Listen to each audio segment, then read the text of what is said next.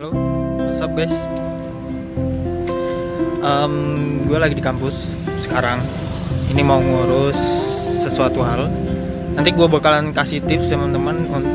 Sebenarnya ada satu, gue hari ini ngevlog ke kampus tuh buat ngurus akun mahasiswa. Nah, sebenarnya ketika kita punya akun mahasiswa, itu banyak kelebihannya teman-teman. Mulai dari ada bisa akses jurnal tertentu kalau kita dari kampus ya.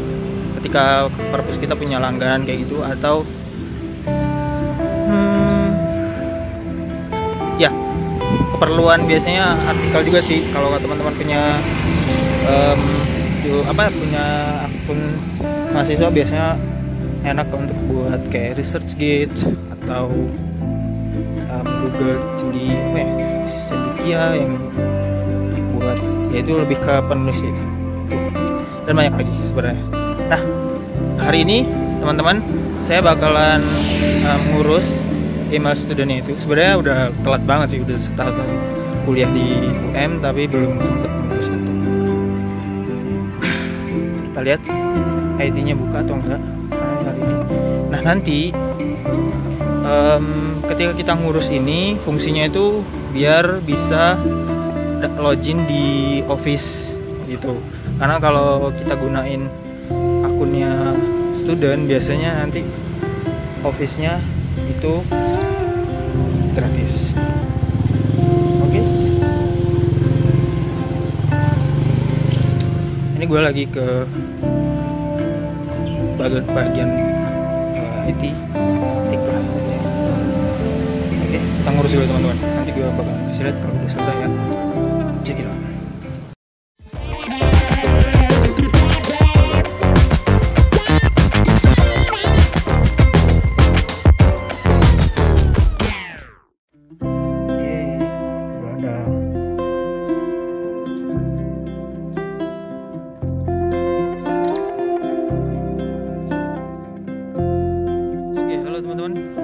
Jadi sudah selesai saya ngurus akun student ya. Ya lumayan sedikit ribet karena saya dulu tidak melakukannya dari awal. Jadi ini pesan saja ya buat teman-teman, kalau misalkan yang kuliah, ya saya nggak tahu ya di setiap universitas itu apakah ada yang namanya akun student, email student kayak gitu. Yang pasti di UM ketika saya S2 itu ada, dan juga biasanya ini lebih digunakan untuk civitas akademik ketika mereka ada artikel yang tersebar di di internet, biar mereka bisa rapih datanya ada. Biasanya dibuatkan akun research kayak gitu atau akun yang lain seperti itu gitu. Nah, jadi setelah saya berbincang-bincang, setelah tanya-tanya terkait hal ini, sebenarnya akun ini kita bisa gunakan kemudahannya atau kebermanfaatannya itu untuk mempunyai akun Office. Nah, teman-teman pasti di laptopnya masing-masing menggunakan tuh ya yang namanya aplikasi dari Office kayak Word, Excel, PowerPoint, something like that. Nah, biasanya kan kalau bayar itu lumayan mahal.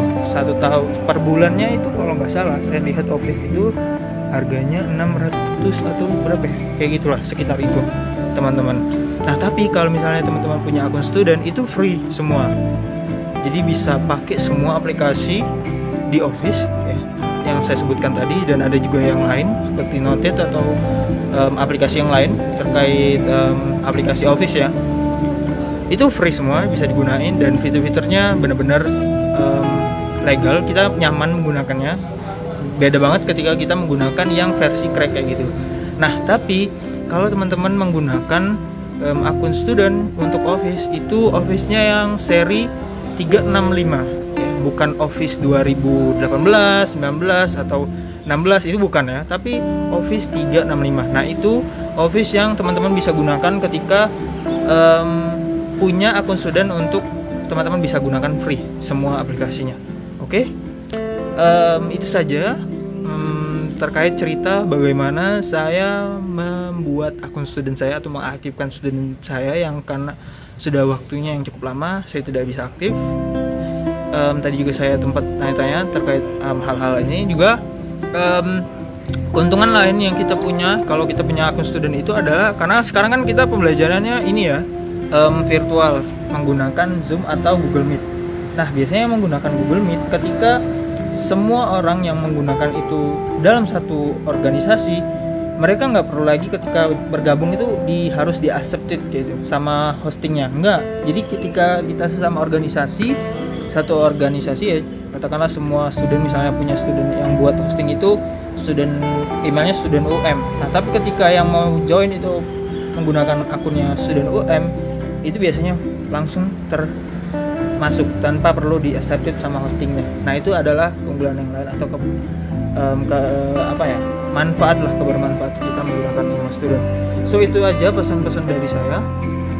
Jangan lupa untuk tetap semangat dan belajar, dan jangan lupa jika informasi yang saya bagi ini bermanfaat, tolong di share dan like video ini, dan subscribe juga channel saya supaya elaborasi tetap berkembang dan membagikan informasi-informasi terkini seputar pendidikan, baik itu mahasiswa, guru maupun sistem pendidikan yang ada di negara Indonesia maupun luar negeri. Itu saja dari saya.